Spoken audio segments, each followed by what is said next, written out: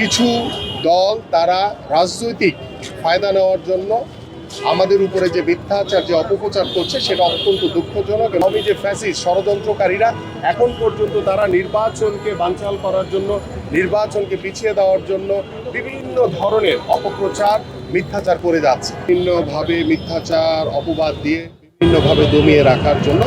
But বাস্তবিক অর্থে যে বাংলাদেশে কিন্তু ইতিমধ্যে গতকালকে বের হয়ে এসছে যে এই হত্যাযজ্ঞের পিছনে কারা রয়েছে এবং তাদেরকে খুঁজে বের করে ইতিমধ্যে অ্যারেস্ট করা হয়েছে। এবং আমরা আশা করব যে যারা এখনো বাকি রয়েছে, এটা পিছনের হোতা যারা রয়েছে, তাদেরকে দ্রুত আইনের আওতায় এনে তাদের বিচার করা হোক। এবং বাংলাদেশ জাতীয়তাবাদী দল সবসময় ন্যায়ের পক্ষে কথা বলেছে, এদেশের জনগণের পক্ষে কথা বলেছে। এবং আমরা ফ্রম দ্য বিগিনিং থেকেই আমরা আমাদের মাননীয় ভারপ্রাপ্ত চেয়ারম্যান মহোদয় বলেছেন যে কোনো প্রকার কোনো অন্যায়, কোনো বিশৃঙ্খলা, কোনো চাঁদাবাজ, কোনো দখলদারি যদি আমার দলের লোকও করে থাকে তাকে তাৎক্ষণিকভাবে আইনের হাতে তুলে দেওয়ার জন্য আহ্বান করেছেন।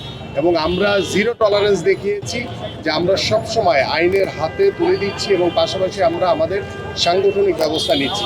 টানা সপ্তমবারের মতো বেস্ট টিস্যু পেপার ব্র্যান্ড হিসেবে স্বীকৃতি পেয়েছে বসুন্ধরা টিস্যু। তারপরও কিছু দল তারা রাজনৈতিক ফায়দা নেওয়ার জন্য আমাদের উপরে যে মিথ্যাচার যে অপপ্রচার করছে সেটা অত্যন্ত দুঃখজনক। এবং এটার জন্য আমরা ধিক্কার জানাই যে এই ধরনের অপরাজনীতি থেকে আপনারা বিরত থাকুন। আমরা সকলেই যে প্রত্যাশা নিয়ে কাজ করছি যে দেশের জনগণকে সাথে নিয়ে আমরা আগামী ফেব্রুয়ারিতে একটি অবাধ সুষ্ঠু নির্বাচনের মাধ্যমে এদেশের জনগণের সরকার প্রতিষ্ঠা করতে চাই। এবং সেই জনগণের সরকার বাংলাদেশের জনগণের কথা মতো চলবে, জবাবদিহিতামূলক সেই জনগণের সরকার প্রতিষ্ঠিত হবে।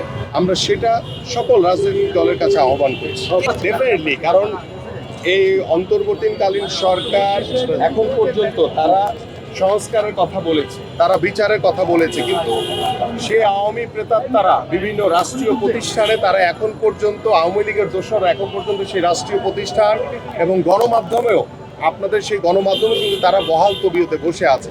তো তাদেরকে রেখে এবং তাদেরকে সাথে নিয়ে যে সেই আওয়ামী যে ফেসিবাদ বা আওয়ামী যে ফ্যাসিস্ট ষড়যন্ত্রকারীরা এখন পর্যন্ত তারা নির্বাচনকে বানচাল করার জন্য, নির্বাচনকে পিছিয়ে দেওয়ার জন্য বিভিন্ন ধরনের অপপ্রচার মিথ্যাচার করে যাচ্ছে।